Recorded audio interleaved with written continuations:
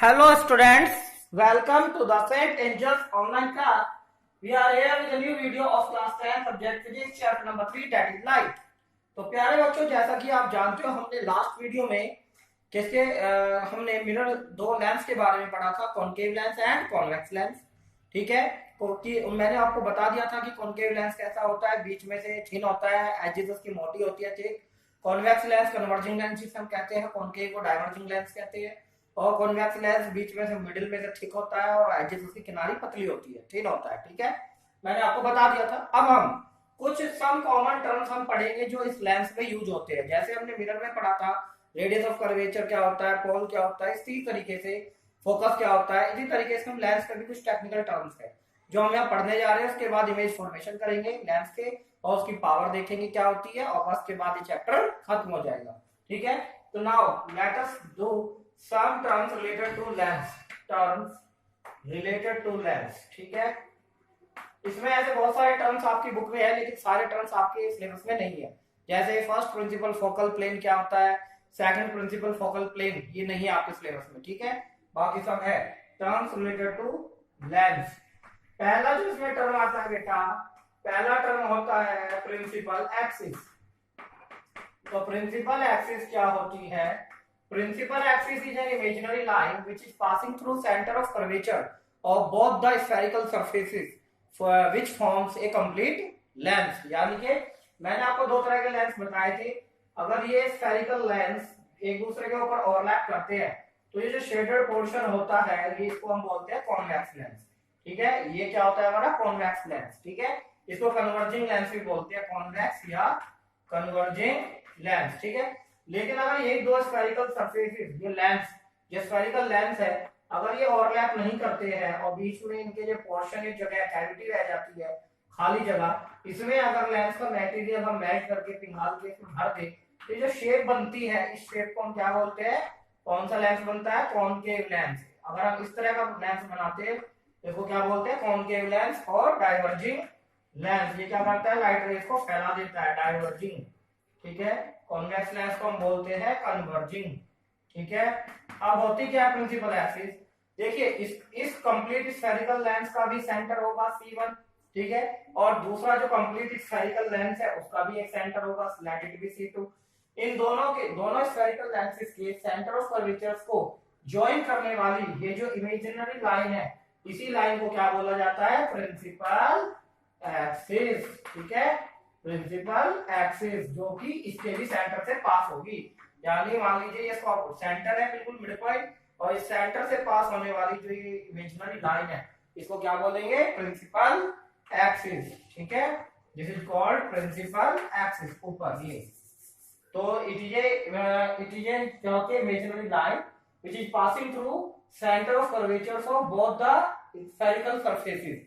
जो दोनों spherical lens है उन स्फेरिकल लेंस के सेंटर ऑफ कर्वेचर से पास होने वाली जो इमेजिनरी लाइन है, जो दोनों तरफ एक्सटेंड कर दी गई है, बढ़ा दी गई है, इसको क्या बोलते हैं? Principal axis. ठीक, सेकंड पॉइंट इसमें आता है ऑप्टिकल सेंटर। क्या होता है ऑप्टिकल सेंटर?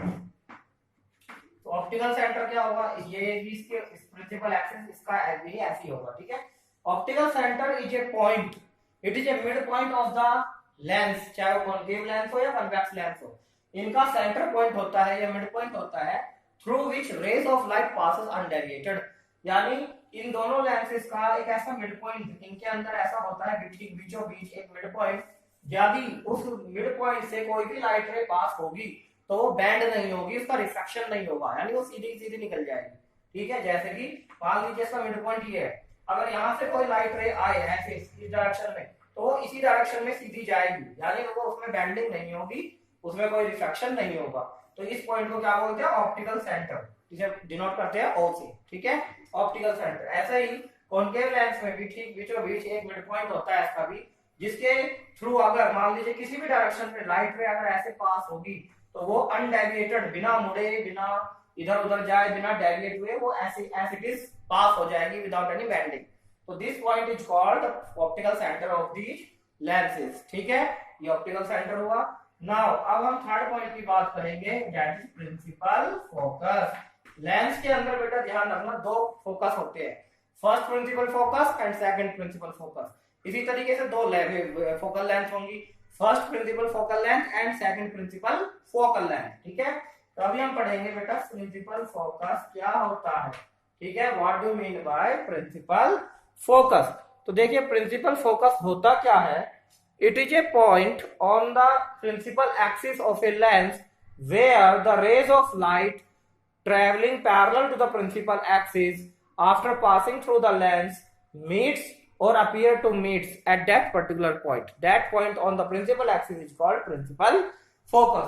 यानी कहने का मतलब ये हुआ, अगर मैं इसे सही से बताऊं आपको सिंपल सी भाषा में कि प्रिंसिपल फोकस है क्या, तो आइए उसे हम समझ लेते हैं बहुत ही सिंपल सी एक लैंग्वेज में। What do mean by principal focus. ठीक है, प्रिंसिपल फोकस तो देखिए मान लीजिए कन्वर्जिंग लेंस है। ठीक है, ये इसका रहा और क्या प्रिंसिपल एक्सिस, और ये इसका ऑप्टिकल सेंटर। ठीक है, मिड पॉइंट। अब इस नाउ प्रिंसिपल एक्सिस के पैरेलल ये लाइट रेज जा रही है। ठीक है, the light rays are moving parallel to the principal axis, ये पैरेलल चल रही है।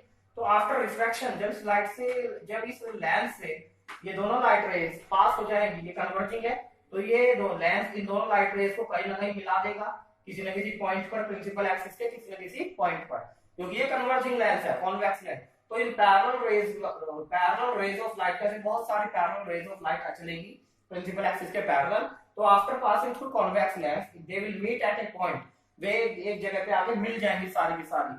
कहां पर? प्रिंसिपल एक्सिस के किसी एक पॉइंट पर। जिस पॉइंट पर आगे मिलेंगी उसको क्या बोलते हैं? Principal focus, denoted by capital F. ठीक है, ये क्या हुआ हमारा प्रिंसिपल फोकस। लेकिन एक्चुअल में मीट कर जाए या अपीयर टू मीट हो, अपीयर टू मीट होगा किसमें? कॉन्केव लेंस में। देखिए कैसे, कॉन्केव लेंस में ये एक्चुअल में मीट नहीं होंगी। मान लीजिए ये प्रिंसिपल एक्सिस है, ये ऑप्टिकल सेंटर, रेस पैरेलल चली प्रिंसिपल एक्सिस के। ठीक है, तो ये डाइवर्जिंग लेंस है, ये ऊपर ऐसे फैला देता है लाइट रेस को। ये पैरेलल लाइट आई, ये क्या कर देगा? इसको ऐसे फैला देगा, लाइट रेस को ये डाइवर्ट करता है। तो ये दोनों लाइट रेस आगे तो कभी मिलेंगी नहीं।